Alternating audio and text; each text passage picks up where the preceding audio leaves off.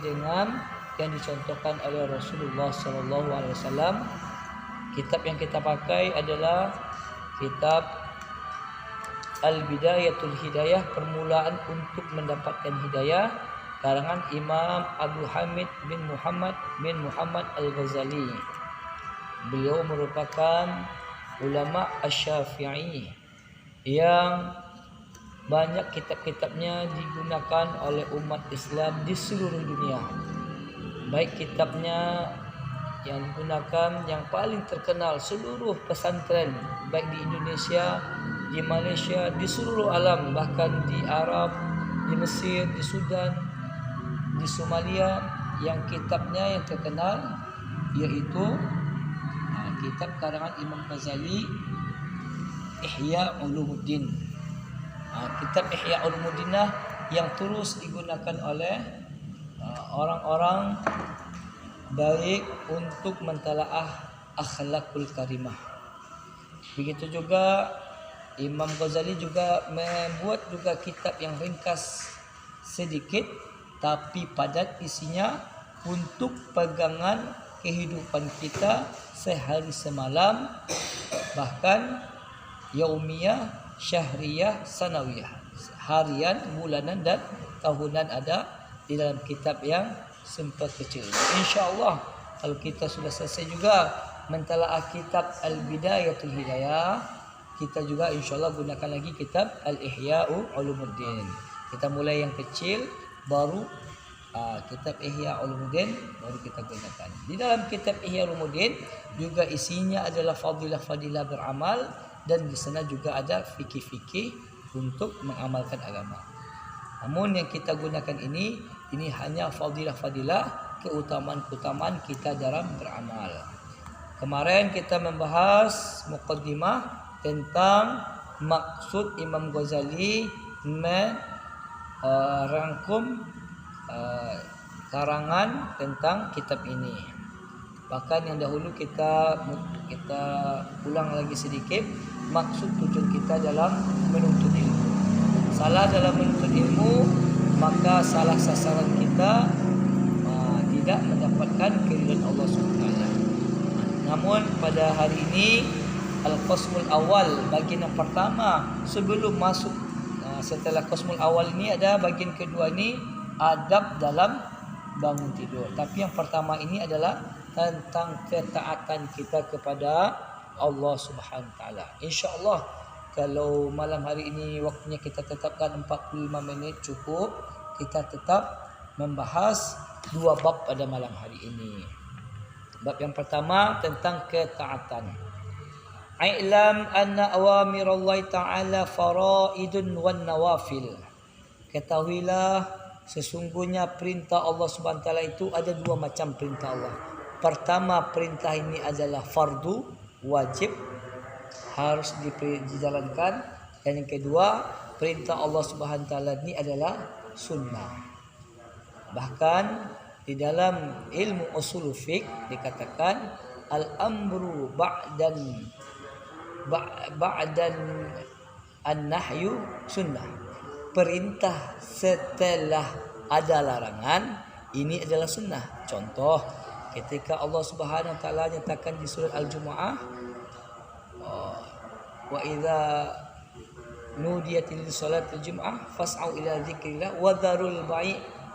Apabila ada perintah di hari Jumat untuk menuju kepada Allah Subhanahu Wa Taala, tinggalkanlah jual beli. Namun jika setelah menyelesaikan solat Jumat, wabtagu min fadlillah, maka carilah karunia Allah. Carilah, ibtagu ini adalah kata perintah. Carilah karunia Allah, maknanya boleh kerja lagi. Nah Ustaz, bagaimana orang yang setelah dia solat Jumat dia nggak mau kerja, dia maunya duduk itikaf di masjid. Bahkan di sebagian negeri hari Jumat ini adalah hari libur mereka. Jadi bagaimana Ustaz mereka nggak menjalankan perintah Allah? Bukan. Perintah Allah setelah larangan ini adalah sunnah. Sebagaimana Allah SWT melarang di hari Jumat, segeralah menuju kepada Allah SWT. Namun kata Allah, فَإِذَا قَضَيْتُمُ الصَّلَاةَ فَابْتَغُوا مِنْ فَضْلِهِ. Apabila kamu telah menyelesaikan solat, maka carilah karunia Allah. Maka carilah karunia Allah ini adalah sunnah. Maka kata Imam Ghazali, i'lam anna awamirallahi ta'ala faraidun wa nawafil. Ketahuilah bahawa perintah Allah Subhanahu wa taala ini ada dua, satu fardud dan satu lagi sunnah. Fal fardu ra'sul mal wa huwa aslu tijarah wa bihi tahsulun najah. Dan perintah ini adalah ra'sul mal, kepala daripada harta. Perintah ini adalah kepala daripada harta. Wa huwa aslu tijarah, dan ini adalah modal pertama untuk berjual beli. Wa bihi, dan dengan perintah ini tahsulun najah, akan menghasilkan kesuksesan. Bahwa ketahuilah dengan perintah yang wajib ini merupakan modal dalam berjual beli, dan dengannya lah akan mendatangkan kesuksesan. Wan naflu, sedangkan yang sunnah kata Imam Ghazali, huwa ar-ribhu, dan amalan sunnah ini adalah ribhu. Apa itu ribhu? Untung. Kalau perintah tadi adalah modalnya dalam berdagang, sedangkan sunnah ini adalah ribhu. Ar-ribhu ini adalah keuntungan. Wabihi al-fawzu bid darajah, dan dengan sunnah-sunnah ini akan mendatangkan kesuksesan. Wabih darajat, dan akan meninggikan derajat kita. Kalau tadi perintah Allah ini adalah yang wajib, ini adalah modal dalam dagang dan akan mendatangkan kesuksesan. Sedangkan adalah nafilah ini, yang sunnah-sunnah ini adalah keuntungan, dan dengannya mendatangkan kejayaan dan meninggikan derajat. Sebagaimana Rasulullah SAW bersabda, qala Rasulullah SAW, yaqulullah tabaraka wa ta'ala, ma taqarraba ilayya al-mutaqarribun bimisli adai maftaradtu alaihim, wa la yazalu al-'abdu yataqarrabu ilayya binawafil hatta uhibbahu. Ini adalah hadis qudsi, Pak. Hadis qudsi ini adalah hadis dari Allah Subhanahu wa taala, tapi kaulnya adalah kaul Rasulullah SAW. Beda antara Al-Quran dan hadis qudsi. Apa bedanya Al-Quran dan hadis qudsi? Al-Quran kalau Allah Ta'ala sama kata-katanya, sama isinya, dan ini adalah Al-Quran. Sedangkan hadis qudsi adalah ucapannya, katanya adalah, substantifnya adalah dari Allah, tapi ucapannya adalah dari Rasulullah SAW, dan ini dinyatakan hadis. Malaikat Jibril alaihissalam setiap menurunkan wahyu, dia katakan ini adalah Al-Quran, surat ini, ayat segini. Namun kalau hadis qudsi enggak, ini adalah substantifnya dari Allah, tapi kalimatnya dari Rasulullah SAW. Yaqulullah tabaraka wa ta'ala, ma taqarraba ilayya al-mutaqarribun, maka sesungguhnya orang-orang yang pengen mendekatkan dirinya kepadaku dengan menjalankan perintah-perintah yang telah aku perintahkan kepada mereka, dan hambaku terus menerus mendekatkan diri kepadaku dengan sunnah-sunnah, sehingga hatta uhibbu, sehingga aku mencintainya. Fa idza ahbabtuhu, apabila aku cinta, kata Allah, kepada hambanya, kuntu sam'ahu alladhi yasma'u bi, maka aku akan menjadi telinganya yang dengannya dia mendengar. Wa basarahu alladhi yubsiru, maka aku akan menjadi matanya yang dengannya dia melihat. Wa lisanahu alladhi yantiqu bi, dan aku akan menjadi lisannya yang dengan lisannya itu dia berbicara. Wa yadahu allati yabtishu biha, maka aku akan menjadi tangannya yang dengan tangannya dia menyentuh dan beramal. Wa rijlahu allati yamshi biha, dan aku akan menjadi kakinya yang dengannya dia berjalan. Tuan-tuan yang dimuliakan Allah Subhanahu wa taala, maka kita mesti tahu ni, jangan kita memahami ini secara harfiah, secara huruf. Ini bahaya. Karena Rasulullah SAW, seluruh ulama ahli sunnah wal jamaah telah menyatakan bahwa Allah Subhanahu wa taala tidak seperti laisa kamitslihi syai'. Allah Subhanahu wa taala bukan sama seperti hambanya, punya mata, punya tangan, punya kaki, tidak. Ini maknanya apa? Kata alim ulama, ketika Allah Subhanahu wa taala telah cinta kepada hambanya, maka seluruh pendengarannya adalah pendengaran yang dikehendaki oleh Allah Subhanahu wa taala. Maka seluruh pandangan matanya adalah pandangan yang diridhoi oleh Allah Subhanahu wa taala. Allah jaga matanya, Allah jaga telinga, Allah jaga matanya. Allah Subhanahu wa taala jaga lisannya, Allah Subhanahu wa taala jaga tangannya, Allah Subhanahu wa taala jaga kakinya, sehingga seluruh anggota badannya adalah anggota yang akan membawanya ke surganya Allah Subhanahu wa taala. Jangan kita terjemahkan hadis ini Allah menjadi mata. Masa Allah jadi mata? Tidak.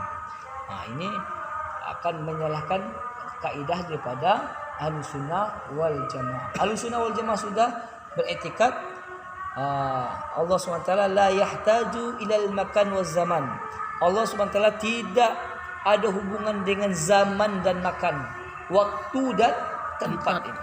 Kalau manusia ini butuh waktu dan butuh tempat, tapi Allah SWT tidak ada berhajat kepada butuh tempat dan waktu. Nah, ini adalah hadis qudsi. Maka kata Imam Ghazali dua caranya, yaitu menjalankan perintah Allah ini dengan fardu. Kalau modal kita ini sudah bisa, maka baru ada untungnya. Nggak mungkin beruntung kalau tidak ada modal. Nggak mungkin kita bisa mengamalkan yang sunnah-sunnah kalau yang fardu tak bisa kita kerjakan. Bagaimana menuju kepada yang sunnah sedangkan yang wajib? Bagaimana dia mau sholat tahajud sedangkan sholat 5 waktu nggak mau dia amal? Bagaimana dia mau sholat sunnah Senin Kamis sedangkan puasa wajib Ramadan nggak mau dia amal? Bagaimana dia mau puasa Daud kalau puasa wajib nggak mau dia amal? Nggak boleh, nggak ada yang kalau begitu Ustaz saya mau amal sunnah saja. Nggak bisa. Nggak bisa. Pasti dia dahului dengan modalnya. Kata Imam Ghazali, apa ini asal tijarahnya? Modalnya adalah kewajiban dulu, baru untungnya adalah sunnah. Kalau yang sunnah ini kata Rasulullah SAW dalam hadis qudsi, kalau yang sunnah ini terus diamalkan, hatta uhibbahu, kata Allah, aku akan mencintainya. Sebagaimana dalam ayat Al-Quran, Qul in kuntum tuhibbunallah fattabi'uni yuhibbukumullah wa yaghfir lakum dzunubakum. Katakanlah wahai Rasulullah kepada umatmu, jika umatmu mencintaiku, maka ikutilah sunnah Rasulullah SAW. Pasti kalau kita terus mengamalkan sunnah, maka ini Pak, insya Allah ini awalnya. Kenapa kok taat dulu? Karena nanti seluruh sunnah Rasulullah SAW akan kita buka habis-habisan di dalam sehari-harian kita di diam kitab ini. Maka jangan sampai kita absen satu hari, maka tinggal kemarin apa ya, azab tentang apa, amalan sunnah tentang apa. Kalau kita tertinggal, mungkin tertinggal satu sunnah dalam satu hari 24 jam. Gitu Pak ya. Ini katanya dalam bagian pertama adalah tentang ketaatan kita kepada Allah Subhanahu wa taala. Dilanjutkan, walan tasila ayyat talibu ila qiyamun bi awamirillahi ta'ala illa bi muraqabati qalbika wa jawarihika fi lahadhatika wa anfasika min hina tusbihu ila hina tumsi. Kata Imam Ghazali